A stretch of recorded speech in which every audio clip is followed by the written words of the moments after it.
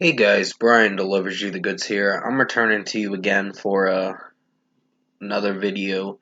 This is for the decent to good albums of 2022 so far, part 1, section 2 video that I'm going to be talking about from numbers 10 to whichever number I get to in this one. So this is a continuation from the last video. So I'm going to discuss what I'm going to be talking about from numbers 10 to whichever number I get to, and let you know my thoughts on what I think of these uh, albums, I meant to say. Sorry if I stuttered and paused for a moment. I just lost my train of thought for a second. Let's dive into this video. Now, at number 10 is Charlie XCX with Crash Deluxe. Now, I'm mentioning the extra tracks, the deluxe. I can't remember all of them. There was one track that had a long ass title, but I can't remember all of them. I'd have to go and look at my music player to see what the tracks are. The title track, Crash, was actually not too bad. It wasn't great, but it was pretty solid for what it went for. Um, but yeah, there was one on the deluxe edition called Selfish Girl, and that was actually a pretty strong song. Not my personal favorite, but something. New Shapes was actually not too bad. I actually liked it. I think the first four songs on the album were really outstanding. So Crash, New Shapes, Good Ones was actually a pretty good song. I never came around to reviewing that song when I first heard it, back in September of 2021, but I did listen to it in September of 2021, and I did enjoy it. Sorry, my throat got a little congested. But yeah, Good Ones was a pretty good song. Constant Repeat, and this is probably a personal favorite of mine. I kind of like this song with how Charlie XCX is singing it. Beg for You was not a bad song. Move Me was pretty decent. Baby, I think it's okay, but it's kind of bad, honestly. I'm in the middle with this song. Like, there are some moments where I kind of like the verses that start off the song a little bit, but the chorus is a little bad, honestly. The I'ma make you mine thing, I'm not feeling for the tempo of the song and the melody. It's just sounding very off. So Baby was the worst song on this album. Lightning was actually pretty good, even though there's some production problems with it. I like it, but the uh, electronic music kicks in at the bridge part of the song, and that can be bothersome to some listeners. The la la la la la la lightning thing that she does in the song, and I'm just like, that's a little ear grating. But Every Rule was pretty nice of a song. Yuck was actually kind of a silly song. Used to Know Me and Twice were pretty solid tracks. So the album did average, and so did the deluxe edition too. So I didn't hate this album per se, but how can I not know what I need right now is the long song that I was mentioning with the long title of the song. Sorry If I Hurt You and What Do You Think About Me was kind of the weakest song on the deluxe edition, so I'm giving it the same rating I gave the thing. So at number 10, I picked Charlie XCX with uh, Crash Deluxe. Now, you can definitely go check out my album review. I did 2 reviews for Charlie XCX, the Crash regular edition, and then Crash Deluxe edition review, or whatever. So definitely go check those out if you haven't seen them.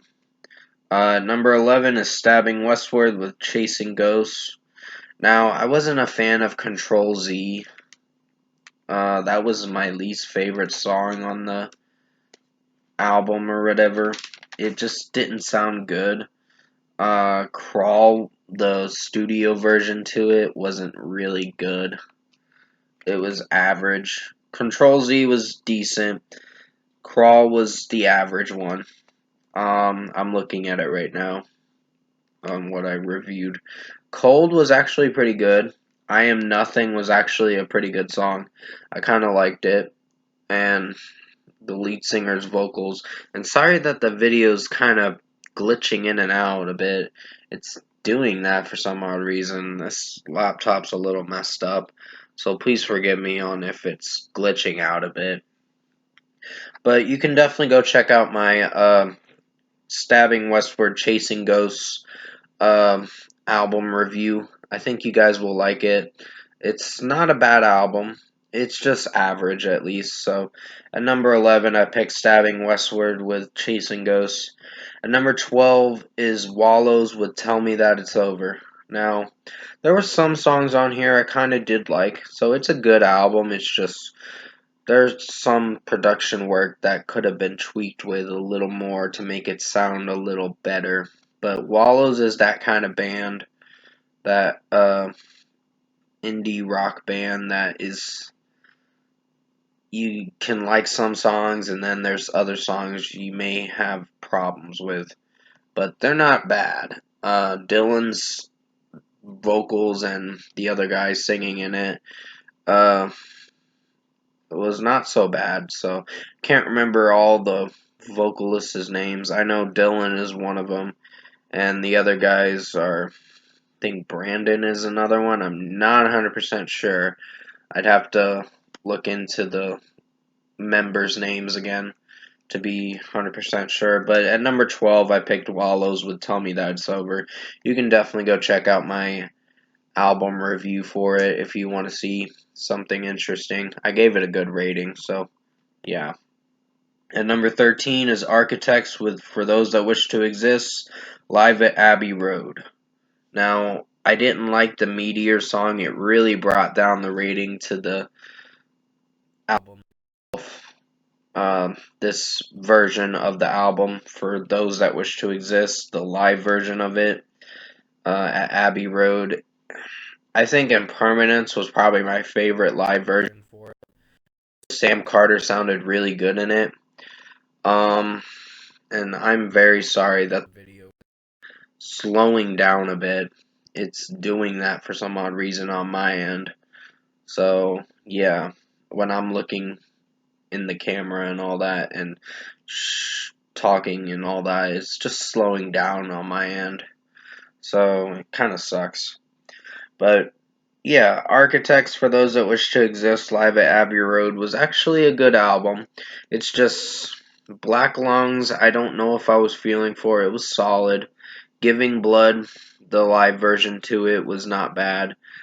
And then there's the song, I can't remember some of the songs on there. Meteor, Dying Is Absolutely Safe was actually pretty good.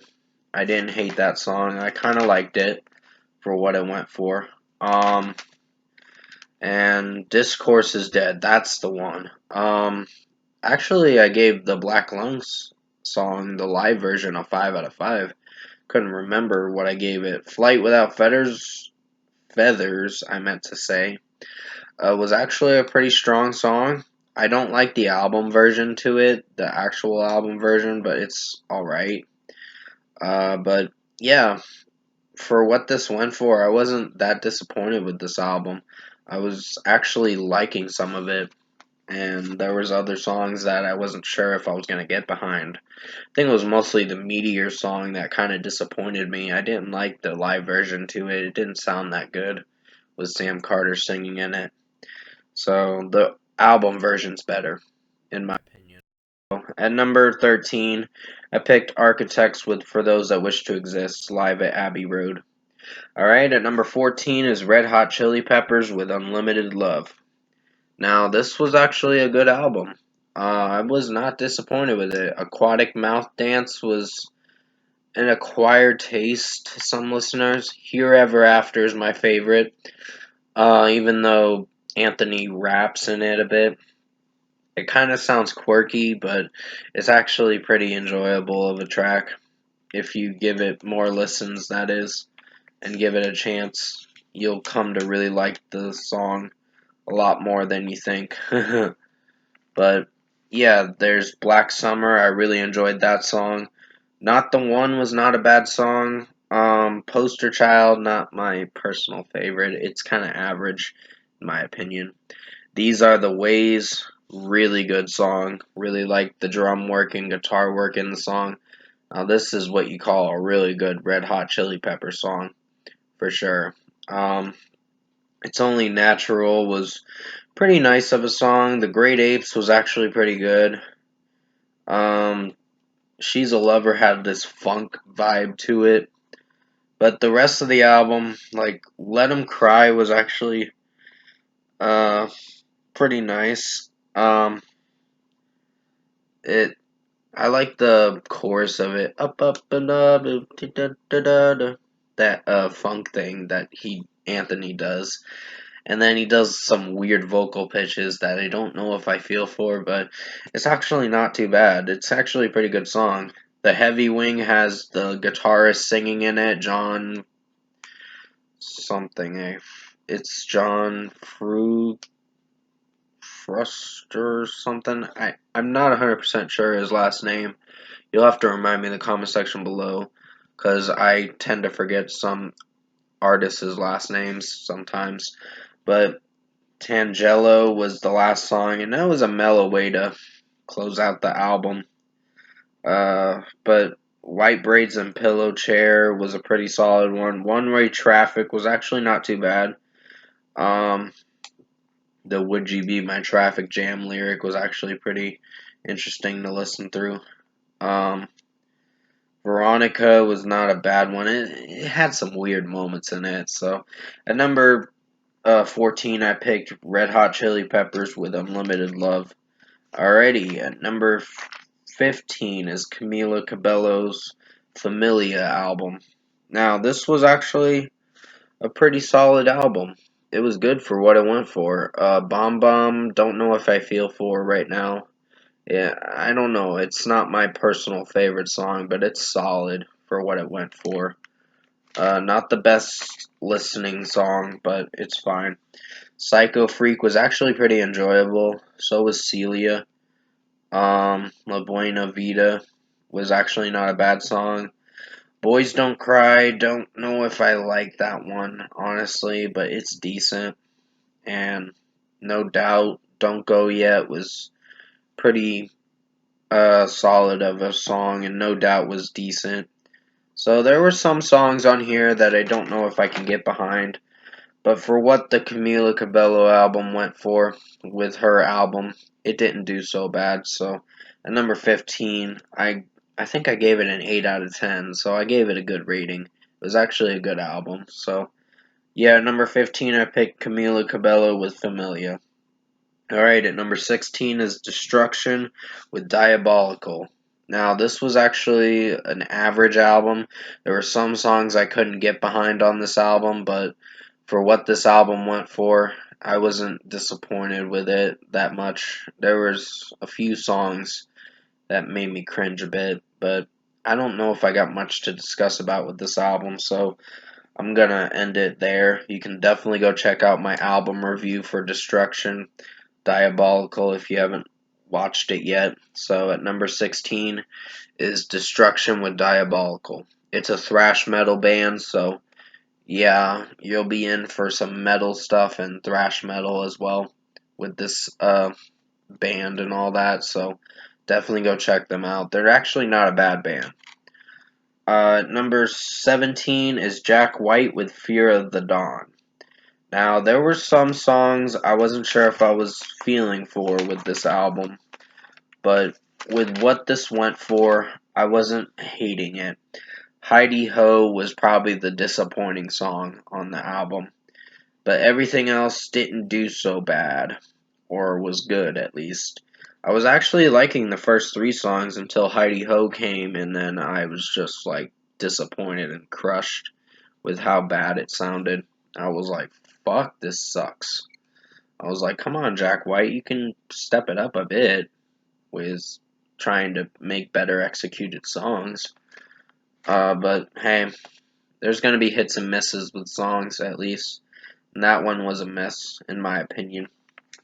But yeah, Jack White, Fear of the Dawn was actually a pretty average album, in my opinion. So, for what it went for, it's not bad. Definitely go check out my album review for it I did a few weeks ago. I think you'll like it for what I went for.